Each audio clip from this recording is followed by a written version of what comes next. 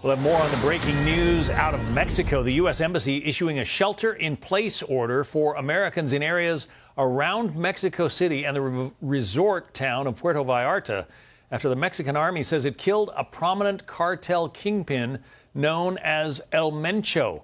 You're looking at some of the response, apparently, of the cartel members who have been torching vehicles and even airplanes in the Guadalajara area. Let's bring in Lucas Tomlinson from the White House. Lucas. Well, good afternoon, John. So far, there's been no reaction from the White House about the series of ongoing gun we are witnessing in Mexico after, as you mentioned, the drug kingpin and cartel leader El Mencho was killed by Mexican forces.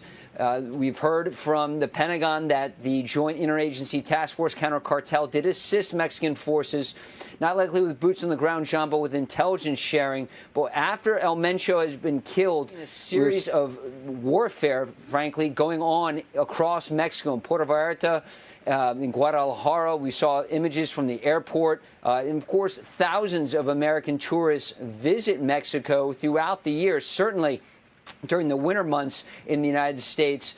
And right now, the State Department is warning all Americans in Mexico to shelter in place, particularly in Puerto Vallarta and the Guadalajara area. But after El Mencho is killed, we're seeing rival cartels engaging in gun battles throughout the day. We're seeing videos of Mexican special forces engaging in Mexican police on the streets. We're seeing a lot of iPhone video, as you can see here on the screen, some of the aftermath, buses destroyed, airports being targeted, and really a lot of chaos throughout multiple states across Mexico, John.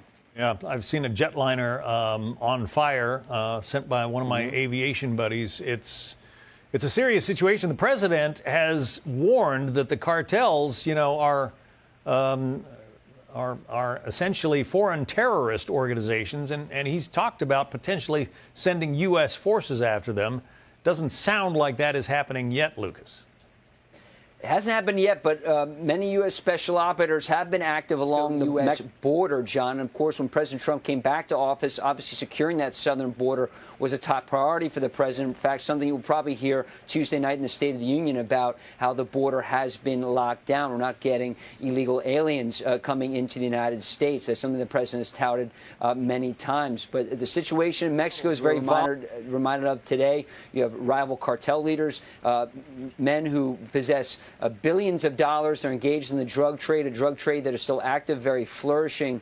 And they are getting some assistance from the U.S. military in terms of intelligence sharing. And President Trump himself has threatened drone strikes in Mexico. Remember, going back to his first term with Mark Esper, in his memoir, Mark Esper said he was horrified to hear President Trump talk about potentially launching drone strikes into Mexico. Remember, after the Maduro raid, there were some warnings from the White House that if Mexico doesn't get their act together dealing with these cartels, not necessarily something like what happened to Maduro and his wife would be next, but there was a warning. Need you, Claudia Sheinbaum, the leader of Mexico, to do more against these drug cartels, and perhaps she was listening, and that was the result of today, John. Yeah, well, those are horrific images of the burned-out buses and other attacks that the cartels have been initiating there just to blow off some steam, and they're taking innocent civilians